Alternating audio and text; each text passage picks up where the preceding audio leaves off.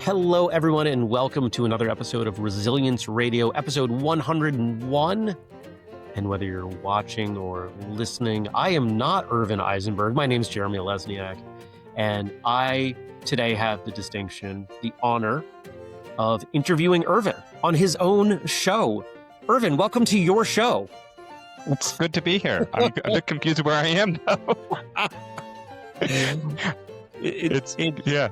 It's kind of a fun thing, isn't it? Right? Like, for those of you out there who do not know me, which is probably most of you, I also have a podcast, but it is completely unrelated to what Irvin does.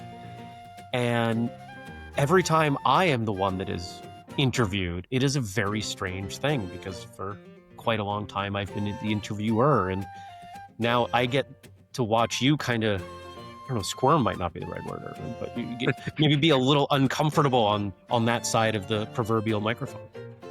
Yeah. Well, of course, I have editing power, so I can always remove anything I don't like. You can make me sound dumb and say all sorts of things that I never said. That's right. That's right. So well, my job is to make the guests look good, right?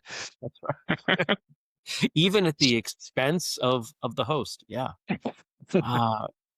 Now, we had talked, you reached out, you wanted to do this as kind of a retrospective over the first 100 episodes.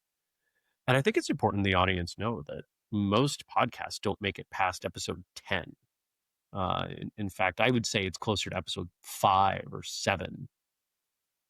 So the fact that you've plowed through 100 episodes is pretty impressive. And I guess that's really the first question. When you started recording this a few years ago, did you have expectations in terms of how much you do and if you would stop? I don't think I had a stopping spot in mind. I both had grandiose ideas that I'd be doing 2 or 3 a week, every week for the next 30 years and be the most popular podcast. While at the same time was like, getting one episode out is really hard. And a lot of work. I don't know if I still want to do this before even starting. So kind of both, but yeah, it's the pacing has been a challenge because I want to keep regularity with it. And I think my slow and steady has served me. Yeah, it's such an interesting thing to commit to something like this. And I think this is why so many podcasts that are very consistent do not have guests or have a small set of recurring guests. There are podcasts out there where, yeah, they're inviting anyone and everyone on in whatever the niche is, but you find the same 7 or 8 people all the time. Why is that? Because coordinating with other people and finding mutual space in your schedule is such a pain in the butt sometimes. Yeah, and I've had a few guests that have been on multiple times, yourself included. And then there's the panels that we've done, which I've really enjoyed and I would like to get back to, so there's that direction of things. But yeah, finding new guests is always tricky. Let's talk about those panels, because that's something that, you work in the health, wellness, medicine sort of space. And I think most of us would think of our health, our medical needs as a collaborative effort, at the very least between ourselves and a practitioner. But I think most of us have more than one person in our medical and health lives. And it's kind of that, to me on the outside, that's kind of what you've built with those panels, is you have a group of individuals who represent different disciplines, but have enough overlap to be able to communicate. What's it been like putting those together? Who is on them, and what do you think of doing them? Here, all period. Alan. Yeah. So the panels have been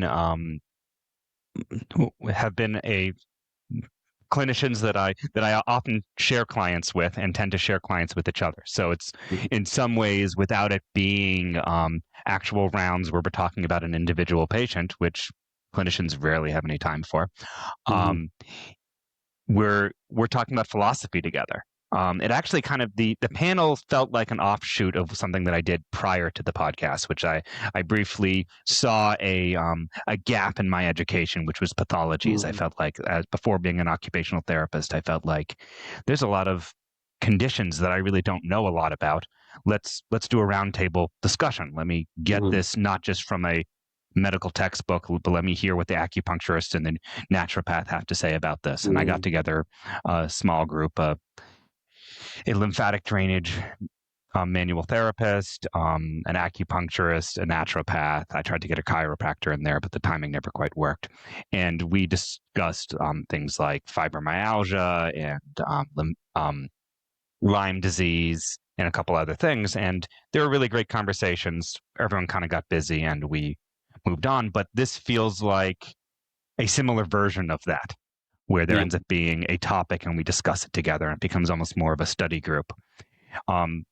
Kind of the neat thing about this is the litmus test for whether or not I have someone on a panel is whether or not they've already been a guest. I know that I have a rapport and a pacing as to whether they make a good guest. Doesn't mean that someone can't be an amazing practitioner and just not quite jive on the podcast, though I feel like I've gotten everyone to be at least interesting on the podcast and in that. But I got together a group of usually it's 2 women and one man, mostly because of the voices. I don't want 3 women on the podcast, especially if their voices sound similar, because I don't know about other people, but when I used to listen to Car Talk, I thought it was hysterical, but I never knew who Click and who Clack was, and it bugged me that I had no clue what was going on as far as personality and who was saying what. Yeah. And I want to make sure I avoid that, especially for those just doing audio. But having that different perspective and people finding common lines between their professions, especially when often they're might even be indirectly referencing the same type of patient or same patient because they share that. So sort of the 2 core people who I think I've had on all the panels are Josh Singer, really great acupuncturist, and Melanie Meyer, who is a naturopath. And then I've had Rosemary Gladstar, I've had Betsy Bancroft, who's another herbalist. And then I have also brought in a social worker. I'm spacing on her name right now. Sorry. I know her well, but Kelly McCracken. There we go. There you go. And all of them have sort of been like, here's a topic, let's discuss it. And one of the challenges that I found is when people are trying to find common ground, there's a lot of health principles that overlap between different modalities. And if you simplify it to the common language between things, it ends up both being really profound statements, but also things that sound kind of trite and sort of simple in a way. So trying to both dig into speaking in generalities while still sounding meaningful and not just sort of like bumper sticker slogan type statements has been interesting, especially with deep thinkers who they say something, but they mean it on a lot of other levels as well. So that's something I've been thinking about and trying to balance with those panels. Knowing you and knowing your relationships with some of these people that you've had on the show, whether it's the folks on the panels or maybe one-on-one conversations, I can't imagine you've done 100 episodes of this and it hasn't impacted the way you do your own work in your own practice. Have you had thoughts of that or realizations as to how you've changed? Well, on the most simplistic thing is that the most I've gotten out of the podcast has been continued education. I have an excuse to talk to all these people and get perspectives. So my brain is constantly making connections to new information and pairing it with old information, which it's the way I learn. I think the way everyone learns to some degree, but it makes me vulnerable to plagiarism without unintentional plagiarism, just because someone says a great idea and attaches to a previous idea. So I think it was mine all along.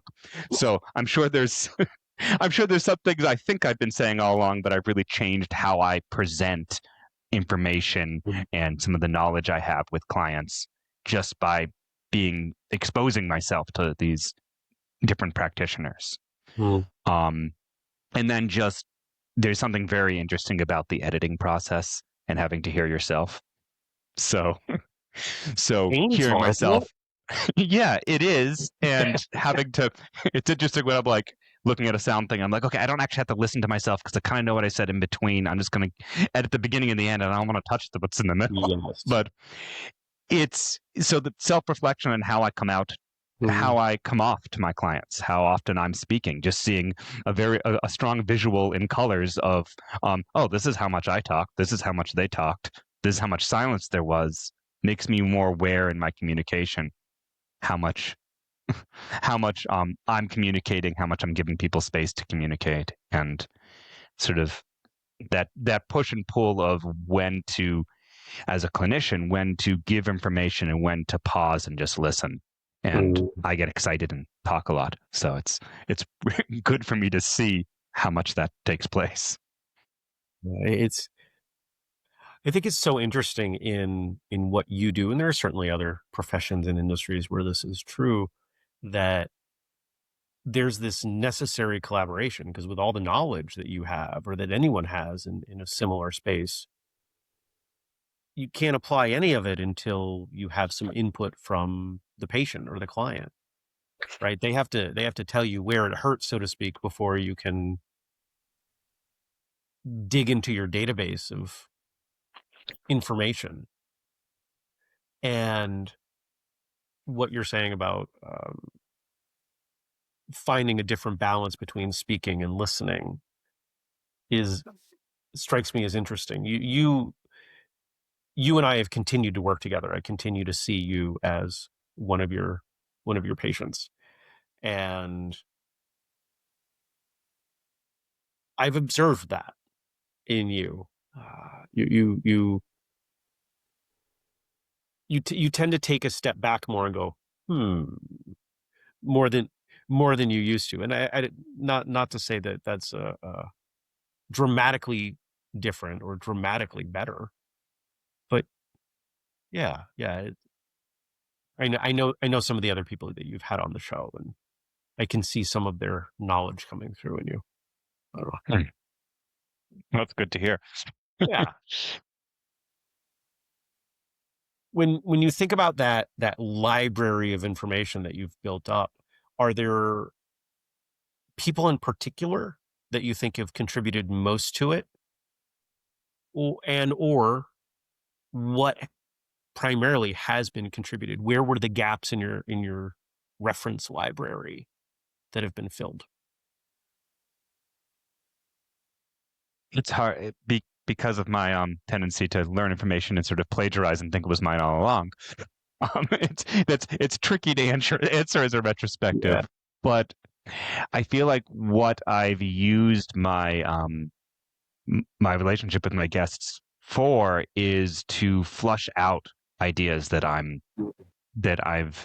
been struggling with. So it's almost like clinical rounds or professional mentorship, but on a peer level. That there was an early episode I had with a lymphatic drainage practitioner, Hannah Roloff, and I think this ended up being aired as sort of a sub thing. And I was actually some of the I had some challenges around my belief system on trans individuals and embodiment.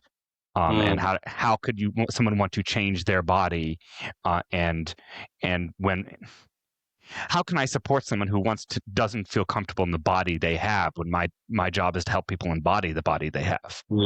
And I was having an intellectual block there, and I was talking to another clinician who had worked with trans individuals more than I had at that point, and they pretty much, in this case, it was pretty much went for many people. A gender affirmation top surgery can be a life-saving surgery with the suicide rate for people, and basically that their experience was these are not people who with their client base were not people who post-surgery seemed less embodied.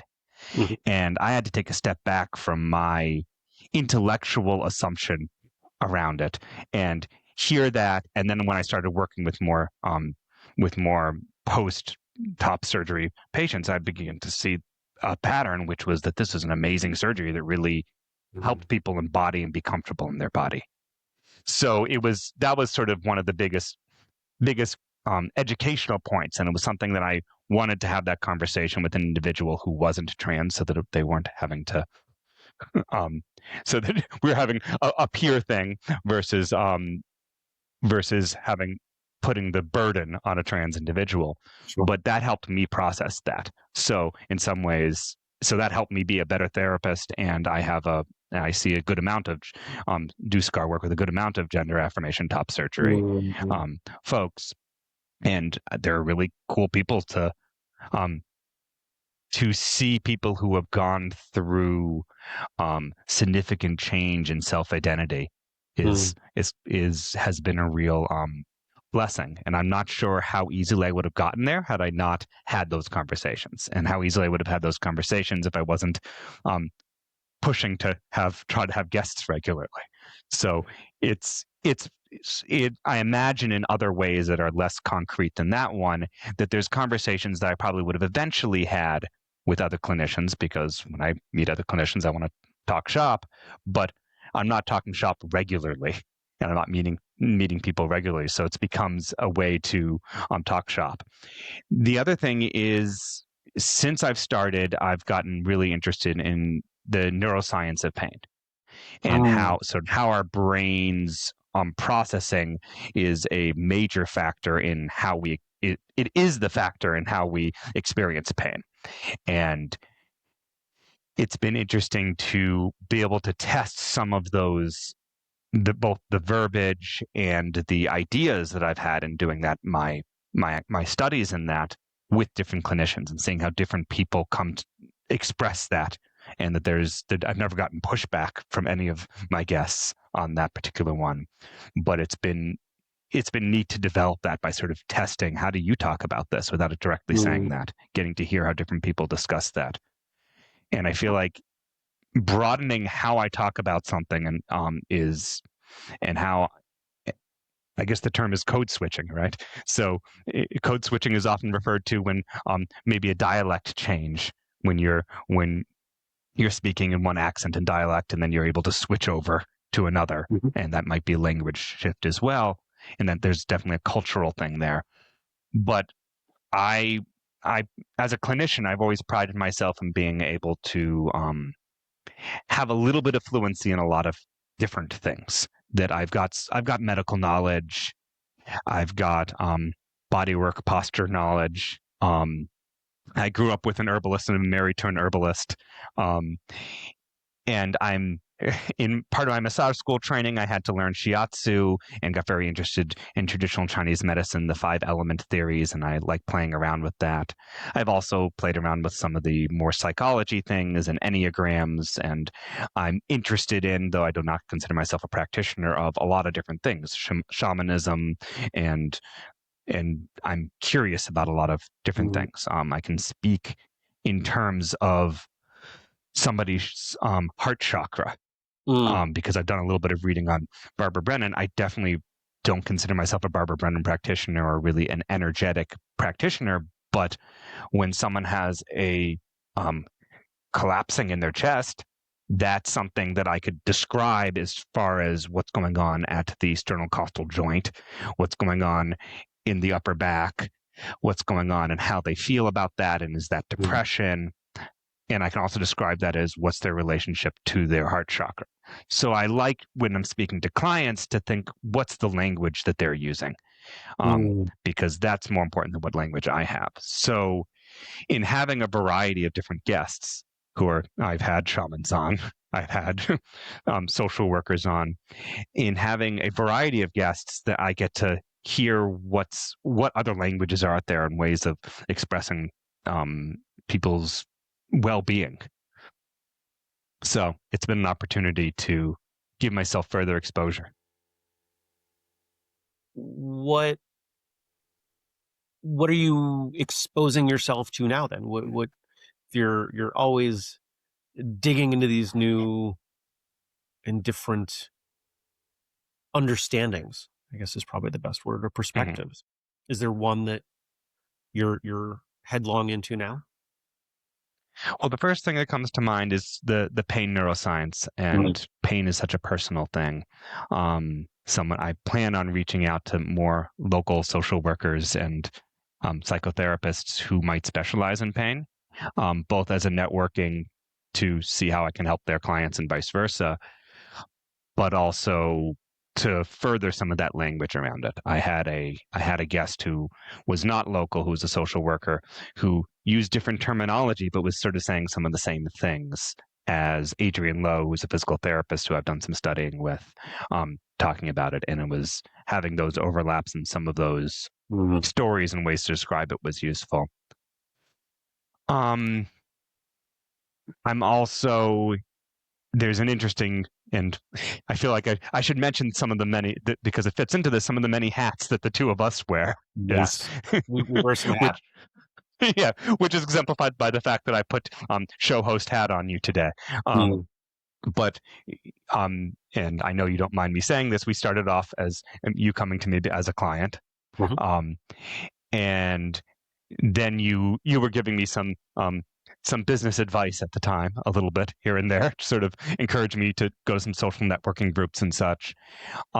You're now my business consultant and marketing and a lot of other pieces of the practice.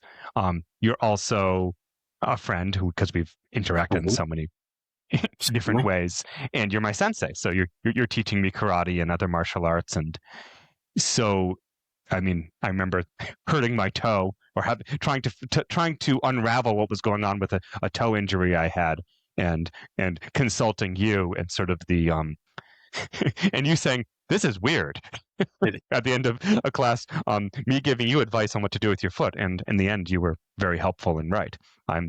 So some of that is, I may have deviated from what your question was. The wrong way, and you start to learn about how to put Humpty Dumpty back together again. Yeah. Well, being able to put Humpty Dumpty back together is a feat.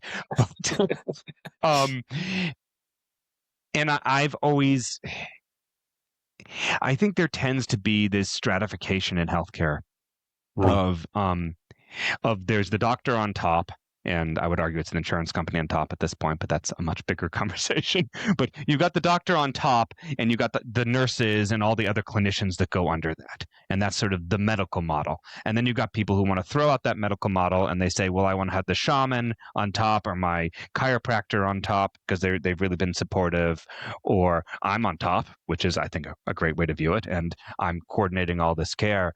But there ends up being the yoga teacher either just has 200 hours of training, or has just been training their entire life and has 30,000 hours of training. But regardless of that, unless they have a physical therapy degree or a nursing degree, they don't have a credential as far as the medical world is concerned. And as an occupational therapist, I could take a weekend course in wheelchair yoga. And there might be a certification in wheelchair yoga, I'm not positive.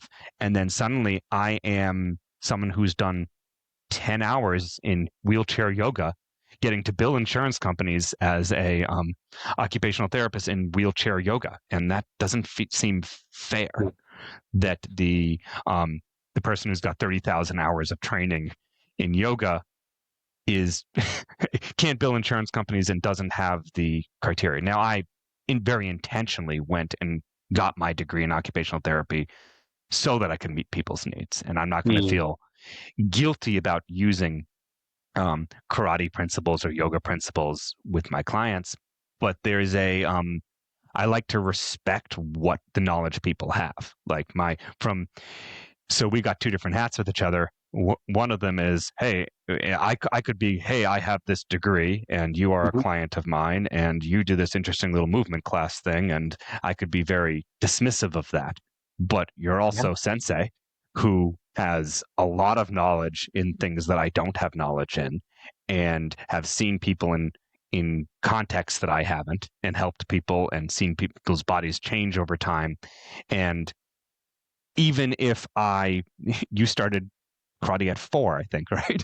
So even if I devoted myself to karate for the rest of my life, if you were still alive, you'd still have way more knowledge. There's no way I'm catching up to you in that knowledge. In that narrow way, yeah. Yeah, and even if I did catch up to you, let's say you quit karate, there's still information you've learned that I will never learn that way. So there's this tendency to there's this tendency of some clinicians to either dismiss things that are not the mainstream or the track that they're on, or to appropriate that, sort of say, oh, well, I do yoga now and I'm really qualified to do yoga, or and I want to make sure I'm always respecting the sources and the knowledge that people have. And that translates to clients. When a client comes in the door, I say to them, you got to tell me, especially when we're talking about pain, you got to tell me what you feel in your body. Your inside, these hands can feel a lot. And I like to think that I can tell when the tissue doesn't want me pushing there. But you have the inside perspective. You're the expert on you. You've lived in your body longer, for more hours than I've been doing this work. And that's the case for children. They've lived in their body for more hours than I've been doing the work, because they're there 24/7. And that inside knowledge is so important. And every person has their own health journey. And for me to be able to listen to that individual client and realize they are the expert on their body, I might have inputs to give them, but they're the expert on their body and their health. And then pushing myself to continue to talk to different clinicians to get those different perspectives is part of what I feel like I'm doing. And I've completely forgotten the question you've asked. But not to tell you how to run your show, but at the moment I'm running your show in a sense. And to me, questions are really just about the next point in conversation. Right? I don't have a checklist. To the audience out there, I didn't prepare for this. I prefer a much more organic flow. Well, that's not entirely true. You and I did talk about what you wanted to do, so there is some preparation. But I didn't sit down. I don't have a checklist of anything that we're trying to get through. It's about, this is your life, right? Remember those shows? Irvin Eisenberg, this is your life, but in a narrow sense and over a narrow set of time.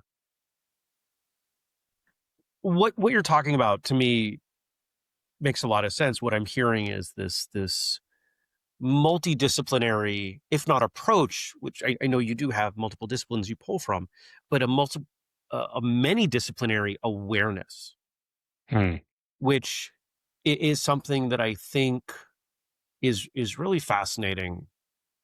I think most of us have heard the adage, when all you have is a hammer, everything looks like a nail.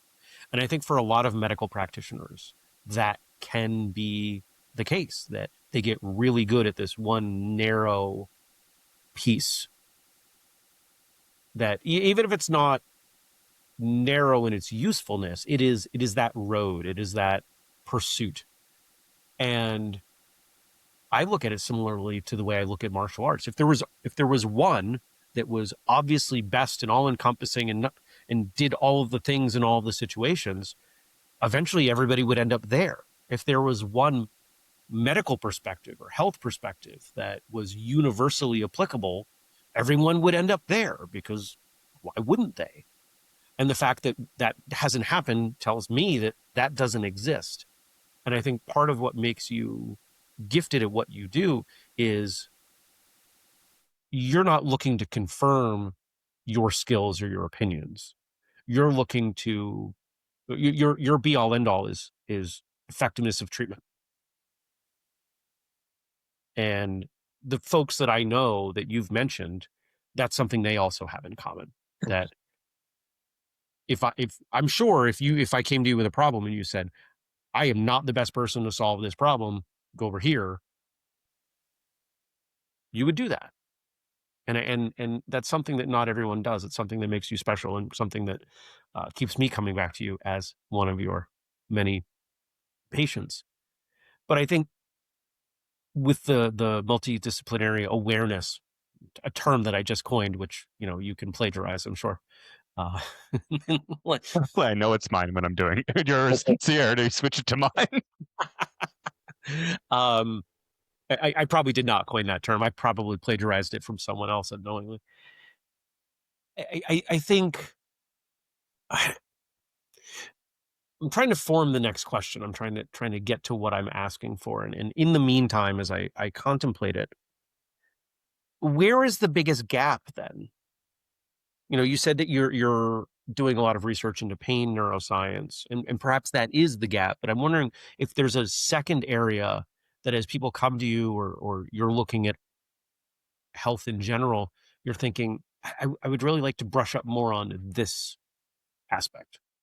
And I think this is maybe where I had deviated from earlier, well, sort of circling around to and distracted myself. Some of that is one of the gaps in my professional skill set. There's sort of two parts of that gap. One, an interesting thing is I'm not a physical therapist. I'm an occupational therapist, and I'm not even a normal occupational therapist in the sense of what they would do. But PTs have a large list in both in their heads and usually in their database, and I do have the database, and I have some in my head of exercises for people to do. And I'm not exercise heavy as a clinician. I don't think I'm ever going to be exercise heavy, but I could use more of a library of movements for people. An additional gap I've had, which is interesting, is I started off as in middle school and high school as a dancer. I wasn't very good. I had no rhythm. Then moved on to being a massage therapist and looking into posture. And now I take martial arts and I have an OT degree, and I'm really interested in how the body moves, but I've taught maybe a total of 2 movement classes, which is really interesting I feel like most people, when I danced, I was never put in the opportunity of being a junior instructor. So the closest I have to a junior instructor is a junior instructor under you in karate, which I'm hoping as I go through that, I'm going to learn what it is to work with groups in a different way, and some of the precision of movement and how I can do one-on-one and help people and coach people through movement. But how do you do that with a group, and some of the knowledge that comes out of movement practitioners? And I think that's been core to my podcast from the beginning is health and movement. And I've thrown in art there as well early on, in particular. So I think understanding the movement practice, because that is a parallel route to what I've been doing, or part of what I've been doing all along, but not explicitly where my training has been at. So I think movement, which of course is kind of ironic on a podcast, especially for those of you who are only listening, I will slightly tease Josh Singer, which I don't think he'll mind here. Is when I have him on the podcast for a panel, we're discussing things. He's like, "Oh yeah, so this point here would be really useful for what we discussed." And I'm like, "Well, can you describe that point a little more? Because most people are not watching it." That's the nature of his work, that he's thinking about specific points. But movement on a show where most of you are listening, not watching, though I recommend watching because there's a lot lost in there's a lot gained in seeing people's facial expressions and body language. But this is not a movement medium, but still I feel like I learn how people hold their bodies and how they teach movement, I think would be a gap of mine. And that goes both from a group context and having my exercise library. So as far as other gaps that I'm trying to fill, I think, and I keep going back to pain, which I think is something that I have a lot of skills on, but the research has shown about pain that it's a multidisciplinary approach that's useful. And there's 2 ways for me to accomplish a multidisciplinary approach in pain, or 3. One is build a whole clinic that is based on a multidisciplinary approach to pain. And we've actually discussed doing that. And that's something that I might try to do as a goal for resilience. The other is to build a network with different clinicians so that we can support our patients who in a multidisciplinary way and make sure that we're on the same page. And that's something that I'm doing with the podcast. And the third method is to be multidisciplinary myself. That I don't want to limit people and say, you're going to get it all from me at one-stop shop. But for some people, they only want one clinician. That's all they can take. And me being able to have a multidisciplinary approach to their pain is another way to help that with the research. So because the research really does show that the best pain, for chronic pain, the best thing is a multidisciplinary approach. So there's that gap. I wouldn't even say it's a gap, but it's something that I want to refine. Mm-hmm. There is the gap of movement, and then there's just the what am I not aware of? Because I feel like clients come in all the time. I have such an educated client base, and they might be mentioning a new type of crystal or a new supplement or an old supplement or a dietary thing that I'm just clueless to because there's so much, and I have such an educated client base. And the more I can be like, oh, yeah, I talked to a nutritionist who mentioned that about ketosis, and I can speak a little bit to ketosis. It helps me have further language with that patient. So some of my gaps, I still think I'm not super heavy on pathologies. This, started before the podcast as my pathology roundtable. I believe in people, not the pathologies anyway. So I'm okay with the fact that I don't have an encyclopedia of pathologies because I don't think that would necessarily, me pigeonholing someone as a particular disease would necessarily help. But I think that having a greater awareness of pathologies would help me. And the other gap is endocrinology. I'm not an endocrinologist. I'm not going to directly be changing anyone's hormone levels.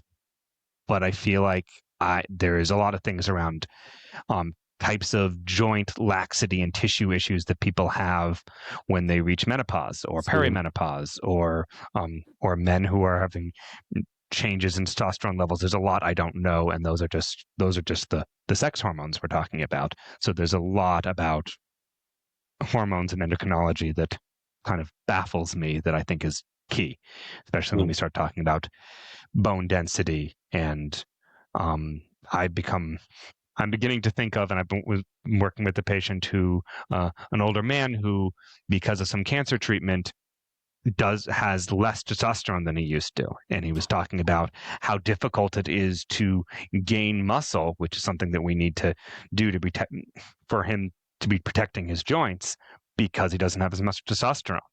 Which of course makes me go, oh wow, I've been on performance enhancing drug as a cisgender male since puberty.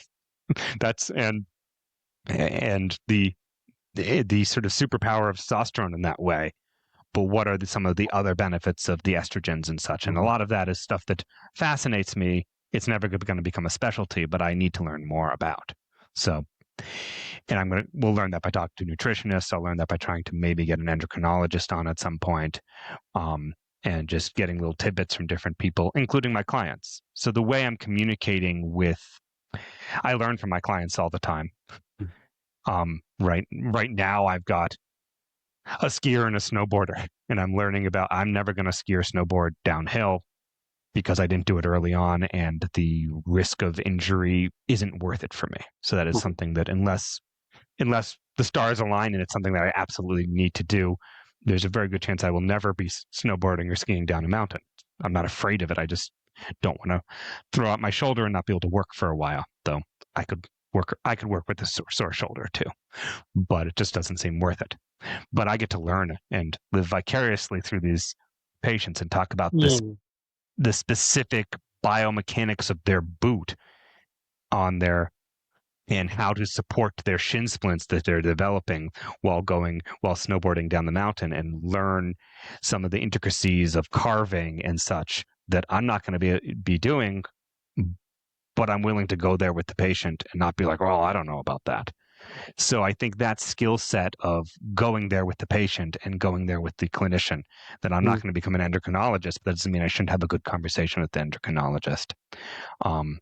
And I guess one other topic that I want to learn more about, and I'm not a nutritionist, and I sort of joke that with people, nutrition is such a hot topic subject that when it comes to sex, politics, and nutrition, I kind of prefer to talk about the first two with clients than nutrition because it just feels more weighted. Not that I can't, not unwilling to hear about the people's opinions on nutrition, but me weighing in or trying to change any opinions about that is something I'm actually even more careful about than the other two. But gut health and the enteric nervous system is something that seems related to what I'm doing if I'm doing neuroscience of pain, trying to understand the nervous system, but I'm still probably not going to be making strong recommendations to patients about what they should eat. So there's a lot of my gaps or growth areas that I'm working with. It sounds like if this show was slightly different, if there was a substantial budget, we could rename it to Irvin Learns, and we could follow along with you as you go take a snowboarding lesson and you go, take some nutrition classes, and right, we could follow you along and see how you do that, and that'd be kind of interesting. You brought up movement a few times, and I want to go back there because anybody who's spent much time in I'm going to call it a traditional Western medical mindset, knows that movement, I'm choosing my words carefully, movement is not always treated as a priority and is rarely treated as treatment. I know enough about you to know that you see movement as both very important and restorative. Can you talk about your relationship with movement and the relationship that you see between movement and health overall? So I was just editing a podcast with Dr. Turner Osler, who has invented this wobble chair. And he was talking about movement being something that most any doctor would say is useful. And that if movement is medicine, there's a proper dose. This is the context of the particular piece I was editing. And we were talking about whether it's that 10,000 steps isn't an overdose, but it's probably more of a dose than you needed.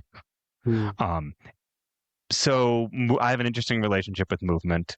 I think that it's key to how we to our health.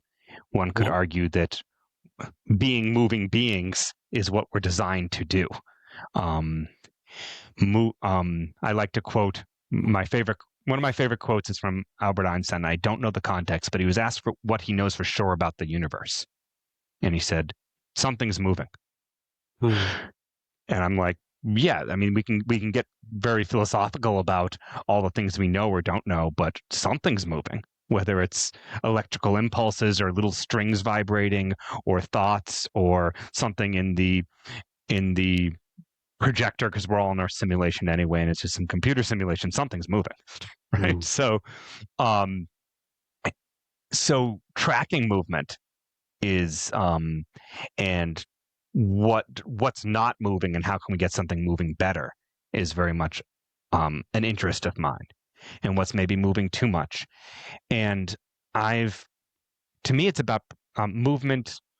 There's a couple things that fascinate me about movement. One is unless we're talking about actual physics vectors where this is going from here to here with this amount of force, movement is a very dynamic thing, which is one of the reasons why it isn't addressed in precise prescriptions the same way in our medical system, maybe outside of physical therapy.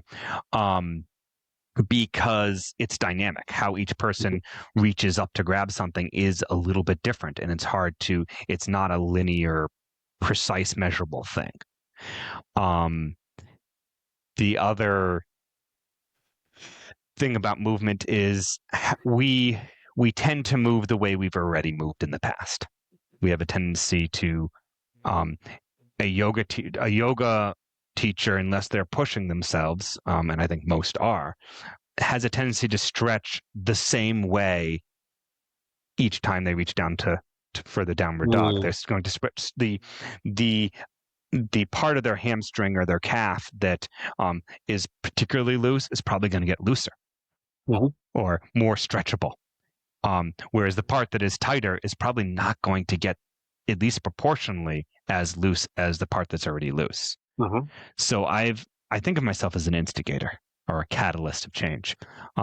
My OT, my essay to go into OT school reflected on my first time at college, which was at Bard College. And as a kid, I loved to climb trees, but I'm also very sociable and like to interact with people. So I've climbed up into a tree and I'm hanging out in sort of the main quad where people are, or some pathway where people are coming through.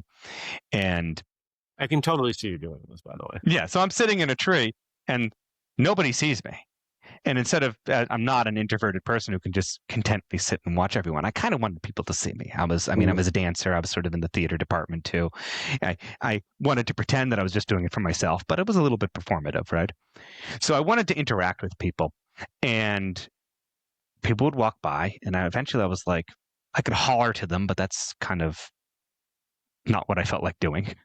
Being the guy hollering from the tree. There are definitely times I played musical instruments in the tree and such too, so I wasn't opposed to that. But I decided once to grab a little twig and kind of throw it down and have it sort of hit someone on the top of the head. I wasn't trying to hurt them. I was just trying to sort of poke the world that person was living in and say, hey, this is me up in the tree.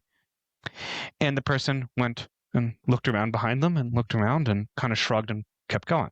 So I threw another twig at someone else, and almost no one looked up.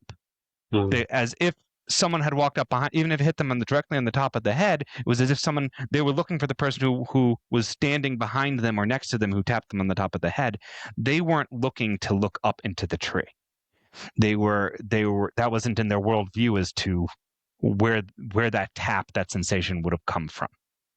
And so in my OT essay, I reflected on this, and I talked about that I view myself as wanting to tap people enough on the top of the head that they change their perspective. Now, I used to have this grandiose idea that I knew what perspective people should have, and that people need to look up, they need to see this, and that sort of the young, egotistical Irvin, that I'm a little less egotistical now, that now it's just like, I want to give you input and get you to see the world a little bit differently. If it doesn't serve you, then it's not going to be any harm. You might have a twig stuck in your hair and be a little bit like annoyed, but that's going to be the worst that you're going to get out of this. But maybe it's going to, having that input is going to help you figure out a new way to move through your life, whether it's physically moving, that, hey, I can move my shoulder. I don't have to move my shoulder this way where it hurts. I can move around that a little bit and free it up. Or it's, I can view this situation from a different perspective, that is helping people with perspective shifting. And the more perspectives I can have, the more different,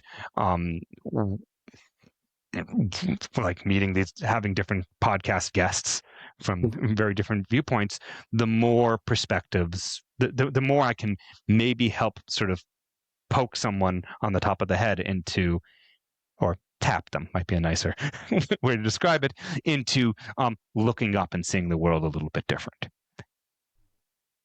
Well, I think it's fair to say that even if there isn't one way to do it, at least in the context of everyone that's coming to you as a clinician, or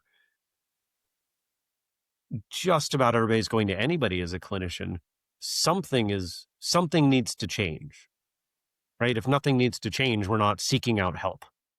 Doing more of the same. I mean, we can go back to Einstein, right? Doing more of the same is and expecting a different result. That's his definition of insanity. So that all, I think that all lines up with your movement perspective. Let's shift gears. Let's talk a little bit about the future. We've talked about the show and how the show started and the many benefits you get from the show. And what about next? What about the future? What about, you didn't hint that you're thinking about stopping at any defined point, 192 episodes and then we're done or something silly like that. But I imagine because you're constantly looking at what's new, what's different, what's lacking, what am I interested in, what might people expect coming from Resilience Radio over the next few weeks, months, years? Mm-hmm. Well, one of the biggest shifts we've had most recently is, while I've almost always done it via some sort of video online platform, I've only in the past 6 months started actually putting out the video.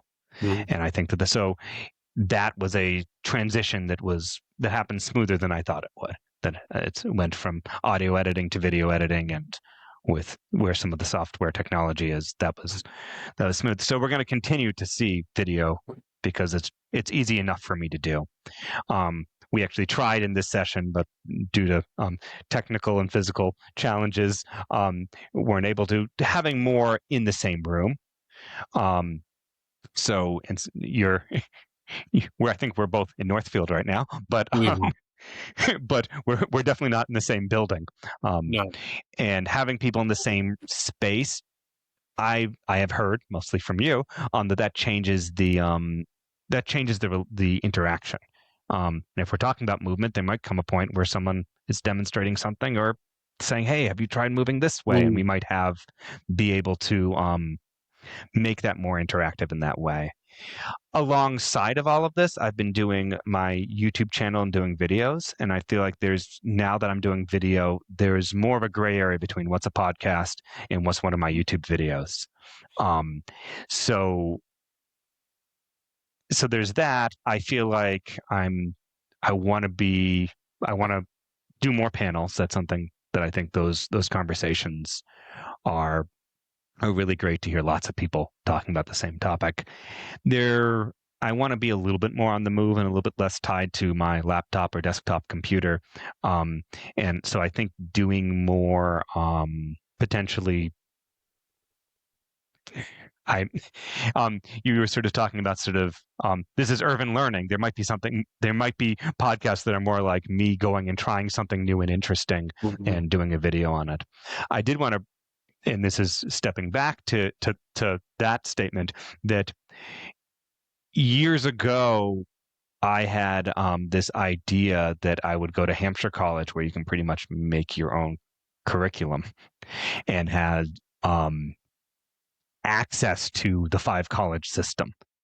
And I would take a lot of dance classes from each of the colleges, but I also take as many physical education classes as I could. So I would do kayaking, I would do fencing, I would learn all the different things. And at the same time of noticing my own body, what it was like to do a new movement pattern, I would also be studying how do people tend to hold their shoulder when they fence versus canoeing, and start to figure out, sort of build a database and start to understand different body movement patterns based on activities. I could see me with the podcast potentially going down the realm of saying, "Hey, let's do a deeper dive into a particular movement practice instead of just and maybe going to somebody's yoga studio and doing sort of an expose on the yoga studio and talking about that particular style of yoga as a podcast, which would be much more interactive and less the two talking heads having an animated conversation." So I could see going in that direction of, if not me specifically doing it, doing more live interviews at the site of where the activity is happening. Well, I look forward to those. I look forward to learning Irvin's House of Movement episodes. Terrible name. Don't use that. But I like that it rhymes, right? That's fun. That's fun. Well, if I was going to be an herbalist, I would have to name it Herbs. Yeah, I think that's a no-brainer. Even though it's a kind of a terrible name too. Or I've played around with, if I really got into ergonomics, it has to be Irvinomics, even though that sounds so egotistic. But it just sounds good. But it's also the study of Irvin, which is, yeah, anyway. Which this episode is sort of that. And thank you for giving me such a brilliant transition without even asking for it or pre-planning it. What in us looking at this retrospective of you over this past time and doing the show, what haven't we talked about that the audience might find valuable or interesting?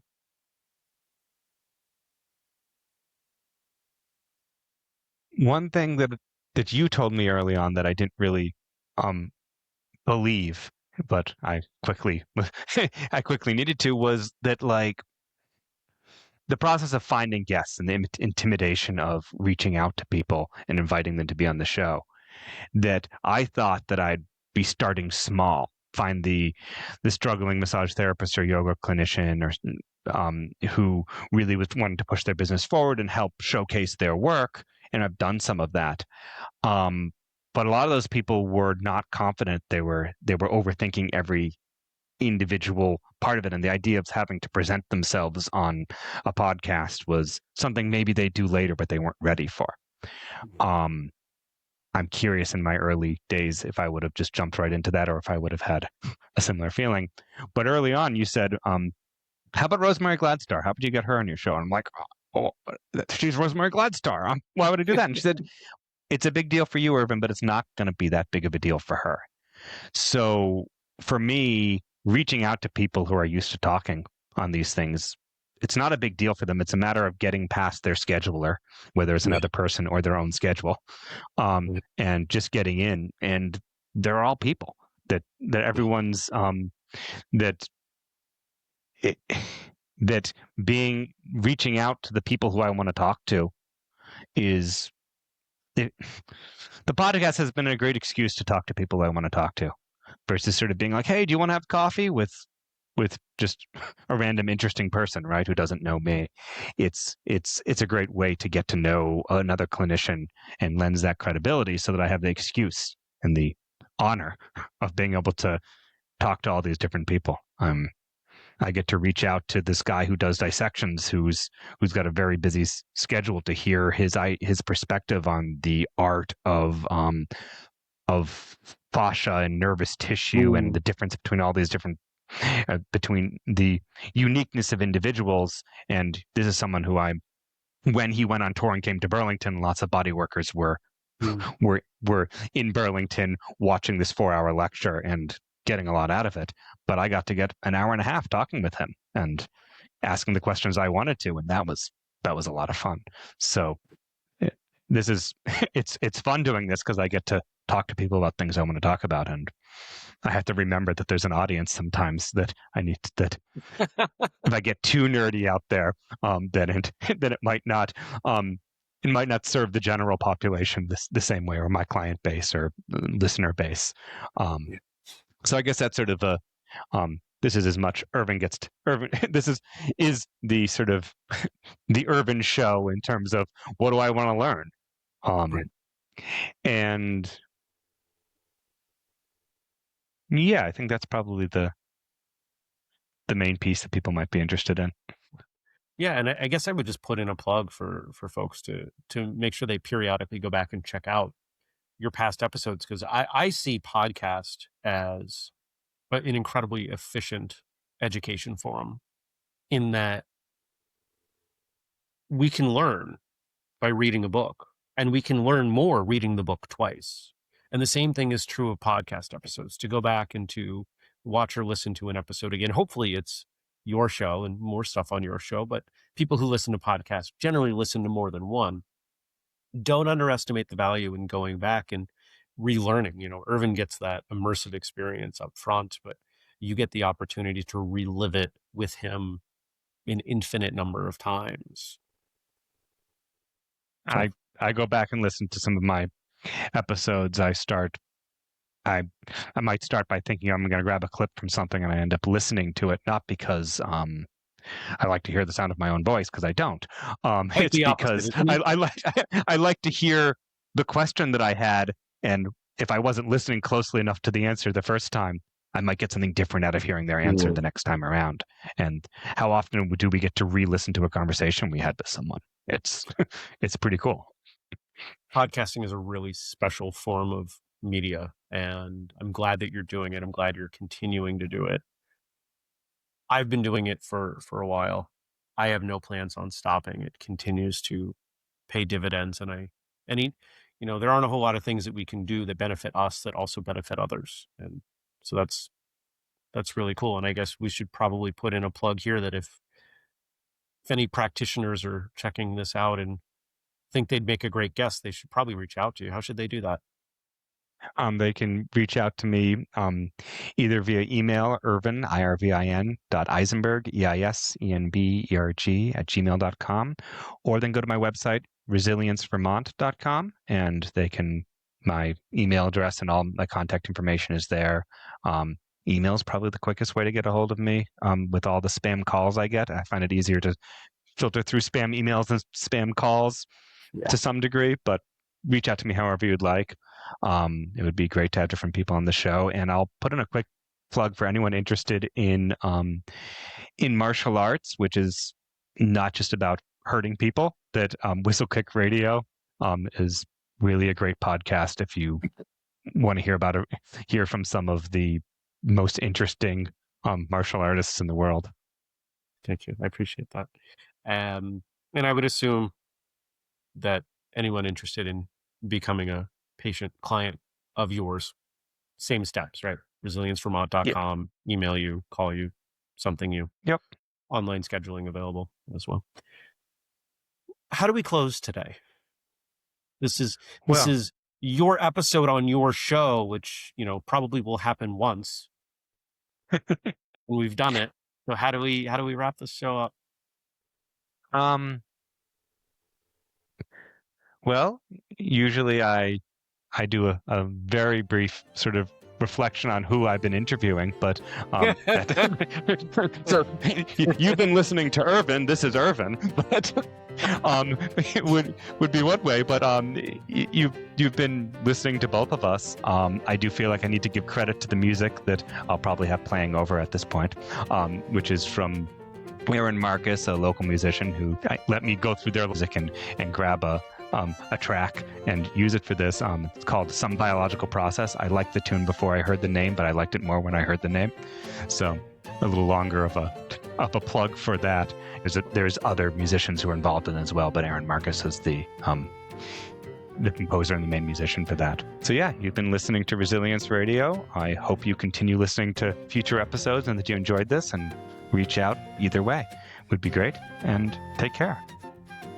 And thank you, Jeremy.